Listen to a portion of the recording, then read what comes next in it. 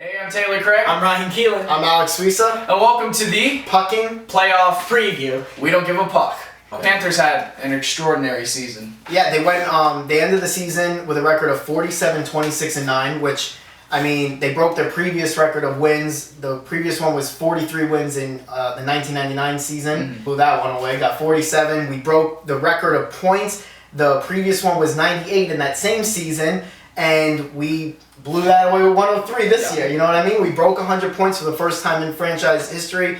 I mean, there were a lot of records that were made by the Panthers this year. What are some of those records? So some of those records, we had 6 players with 50 plus points. This year, 2 of them had 60 or more points. UC Jokinen ended up with 60 points, and Jaromir Jagr ended up with 66 points. Which is unbelievable. Yeah, I mean, obviously we had 4 other players with over 50. We had Barkov, Huberdeau, all tied with 59. We had Trocheck up there. Trocheck in the 50s, and Smith got to 50 in the last game. Yeah. He got that empty net goal, you know? 5 seconds left in the season. And that's how Jokinen also got his 60th point. Yeah. So, I mean, 4 players with over 50, 2 with 60, 6 over 50. That's crazy. We definitely have been scoring-wise very accomplished this season. Also, the goals. The first time this year, we had 5 players with over 20 goals. That's Huberdeau, Trocheck, Smith, Barkov, and Jagr, all with over 20 goals. And we had 4 with 25, didn't we? Yeah.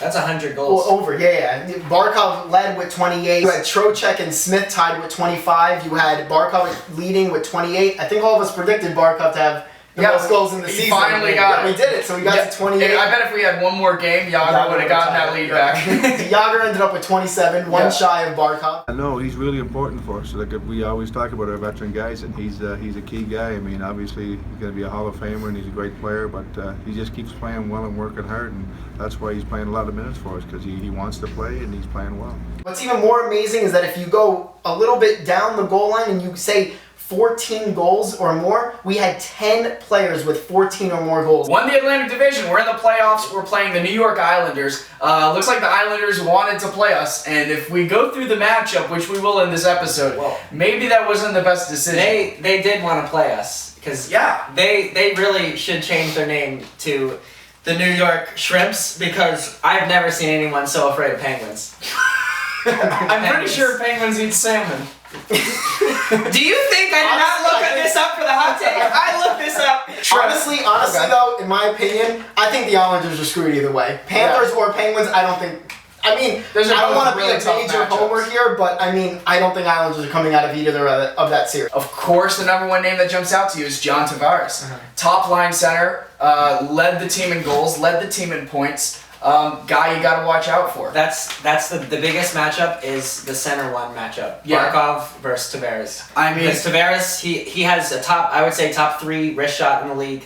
He's quick. He's dangerous. And I know Barkov. If Barkov shuts him down and takes him out, the Panthers will be fine. And you know what? If you look comparatively at how the two performed over the season, Barkov obviously had much less games, but he scored at a .89 points per game pace. Tavares was at a .9. So they're very close. Yeah, very comparable. And you know what? Tavares played 78 games this season, had 70 points. Barkov played 66 games. That's 12 games less than Tavares played, and had 59 points. Usually in a playoff series, you would say it's a goalie matchup, you know? But, I mean, Luongo obviously has the way upper hand on Greiss. Even Montoya has an upper hand on Greiss. Yeah. See, this is a matchup of the 2 centers, Barkov and Tavares. That's who it is. But that's what this it's about who can put the puck in the net. Tavares frightens me. Yeah, he does. He's a scary You want to guy. know what frightens me even more is that the fact that he ended the season, the last 4 games of the season, he had 9 points. That's 4 goals, 5 assists. Well, you know what? Barkov ended the season with 13 points in the last 9 games. Yeah, 9-game point streak, 13 points. One of the games he had 2 goals and 2 assists, 4-point game. I mean, I think we're saying we're afraid of Tavares. Islanders fans are scared of Barkov. All the 3 guys, Nielsen, Okposo, Tavares, have over 50 points on the Islanders' top line. But those are the only 3 guys on that team with 50 or more points. And you mentioned earlier that we had 6 guys on our team that had at least 50 points. So, I mean, their offense is really focused on that top line, and we have that depth scoring. What we need to also worry about is not getting our lines mixed up and have Bukestad chasing around Tavares. The Islanders really rely on that top line. Franz Nielsen, Kyle Okposo, and John Tavares added up for 186 points on the season. Our top line of Jonathan Huberdeau, Alexander Barkov, and Jaromir Jagr added up to 184. And you can even, and the thing is that Barkov missed 15 or more games. Huberdeau missed some games for a time. Jagr missed a couple games. Tavares played 78 games this season, Okposo played 79, and Franz Nielsen played 81. They missed barely nothing, and our first line stayed with them in points. I'm not worried about their first line, honestly. If we match up our first line with theirs, I think we're fine. That's pretty even. I mean, those are the 3 best players on their team, and they put them on. I remember when it was a controversial decision for them to put all their guys. They wanted to spread the wealth earlier in the season, and it wasn't working. I think when you have the 2 top lines like we have, head-to-head, I think it's almost negligible. I think that's when you kind of focus on the other lines, where we have guys like Smith and Jokinen. That's why I don't really get scared. I don't really get scared if we have our second line out there, which is, I guess, Hughes said Smith, Jokinen until Trocheck comes out. I'm not really that worried because, point-wise, they match up even there. You know what? We have so much depth. We have, those 2 players have 50 points right there. That's 100 points. You know what I mean? It's like, point-wise, they match up pretty well with their top line. And then if you go down the road with the Islanders' second and third line, they're not anywhere close to the points that our second and third line have. You know what I mean? It's just... that's where I think we're going to take the series, where I don't think we should be scared. You know what I mean? Yeah. Now, how long is Halak out? Halak is not coming back this year. Because they're going to have problems. They don't have a backup goalie. Mm-hmm. I think their backup is like Berube is injured. Their starter is solid, but then if it goes to 7, their goalie's going to have to play Thursday, Friday, Sunday. Yeah, or they're going to have to play the other guy. We didn't even mention. There's a back-to-back game. That's going to be a problem for them. Yeah. I mean, it's already been kind of said that Luongo might be playing those 2 games. He says he wants to. Yeah, he wants to. I'm okay with playing Montoya for one of those games, honestly. But the thing is that for the Islanders, that's going to be horrible for them. They're going to have to play Greiss either both those games. Greiss is not even that reliable. That's not even my words. That's Islander fans' words. I've been looking at their message boards. That's their words. They are not confident in Greiss going into a playoff series at all. Yeah. Their backup goalie right now is Christopher Gibson, I believe, because I think their backup to Greiss is Berube, who is also injured right now, which we didn't even mention. There are some injuries to Islanders. I mean, the Panthers obviously were missing Vincent Trocheck. Yeah. In this series, the Islanders are missing Anders Lee, which is one of their top guys. He's a top 5 forward for them in points. We're missing a big second line presence, and so are they, because he used to be on a line with Brock Nelson, who also has a productive season. They're also missing Mikhail Grabowski. Anders Lee and Mikhail Grabowski are both done for the season, I've heard. And Brian Streit, a defenseman for them, is also out, done. And I believe Berube is also out, which is their 3rd string backup, I believe. And Yaroslav Halak has been officially ruled out of this whole series. The Islanders were also missing Travis Hamonic, but apparently he's skating and he's going to be playing. He's going to be back. So that's, good for them. They got one of their top defensemen back, But And on the injury front for the Florida Panthers, it looks like Trocheck and Kampfer, they've been ruled out until at least Game 4, maybe after that. That really kind of tells you that, like, if the series is out to like a 3-1 lead, you might not even see Trocheck in the first round. Exactly what I was going to say. If we're up to a big lead in this series, I don't even think there's any reason to bring Trocheck back. Let us finish the series off. Wait till the second round, because I'm pretty sure there's going to be other series out there that go to Game 7, That's going to give him so much time to rest and be ready for the second round. And a big guy we did get back for this series, first game, is going to be Goodbranson. Goodbranson's going to be a big asset to this series. You got to hope his foot's okay. Yeah. I got to hope it's and he's a gamer, he would play through some pain, so we got to hope that that doesn't have any problems down the road. From before, what you're saying about playing Montoya, if we win Game 1, I have no problem playing Montoya Game 2, but if we lose, you gotta go back to Luongo. I was gonna say you can't go down 2-0 and then going into they don't even play on the Long Island anymore. Going into Brooklyn and down 2-0 and playing Montoya, you gotta ride Luongo. I got a question for you. If we win the first 2 games back to back, do you go and say Luongo started both of them? Do you go with Montoya on Sunday? Yeah. I think Yeah? I think also. Yeah, I don't want to run Luongo into the ground. Exactly. Listen, I already said this. This is not a goalie matchup series. Luongo has the upper hand immensely on Greiss, and so does Montoya. Not as much as Luongo, but Montoya has an upper hand. I am completely comfortable with playing Montoya at least one game in this series. Yeah.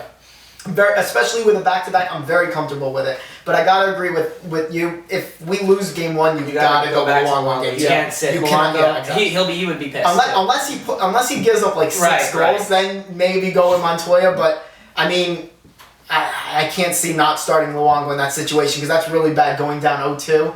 If you do go with Montoya and then we do end up losing that game also. Yeah, then we're in big trouble. We stopped. We were at the Panthers ice den where they had practice, and Gallant was actually there, and he answered a question about Luongo. We'll take it one at a time. Luongo's definitely playing game one unless hopefully nothing happens to him, and that's the plan. They're playing game one, but it's one game at a time, and that's all we're going to worry about. So they want to play us, and we want to play them. If this is a physical series, which it might be, the Panthers have the upper edge with size and strength. Nobody on the Islanders roster is over 6 foot. Not enough heart. They're not enough heart. Not enough body weight. They also go with the four complete scoring lines. I mean, you can say kind of. They don't have one line basically dedicated to checking. I guess you can say like how we have a Mackenzie, Thornton, Wilson, or Howard in line. You know, they're all pretty defensive checking players. You know what I mean? They're not players who are going to put up big points. I mean, we have the edge on physicality in this series, you know? You know what? Camphor is still out. So it looks like Matheson is one of our healthy scratches going into the playoffs. Can you imagine, like, being Matheson in this situation, getting called up? Imagine being Grimaldi. How do you think Grimaldi feels going into the playoffs? He's only had a couple games called up here. He feels awesome, lucky. Yeah, I bet he does. He better show what he's got. This is the time to prove what you got. If you want to be a Florida Panther and want to play in the NHL next year full time, like Trocheck basically shoved it in Dale Talon's face that he's a full-time Panther. You got to show it now. You got to watch out for Nick Leddy, a defenseman. Their leading scoring defenseman on the Islanders, has 40 points on the year. So obviously he's a contributing factor on their power play. I mean, I know that he's a lot like Aaron Ekblad in that regard, where he can jump up into the play. Yeah, Aaron Ekblad on our side had ended the season with 36 points, 3 shy of his Calder Trophy winning year. If we end up losing this series, it's going to be because of special teams, because Islanders are in the top in both categories, and we're pretty much close to the bottom. The Panthers are top, close to the top of the league. I'm sure still in 5 versus 5. Oh yeah, 5 versus 5. That's very good. Exactly. Special teams would kill us. All right, so we're gonna do our Pucking Panthers predictions. Right? Who do you think's gonna win this series? Okay, me. I'm gonna be a homer. I'm gonna say Panthers. I'm gonna say Panthers in 6, and I'm gonna be a little bit specific. I'm gonna say that this is gonna play out kind of like how the Devils series played out in 2012. I think we're gonna lose probably the first game, win the next 2, lose the 4th game, and then we're gonna win the 5th, go up 3-2 just like in that Devils series. But I think we're gonna end up winning that game 6 in Brooklyn. And yes, I think we're gonna end up winning that game 6. I'm going to be pretty bold. If we end up winning the first 2 games at home, I think we're going to win it in 5. Okay. What do you think? It's bold. Panthers in 6. Panthers in 6, same thing.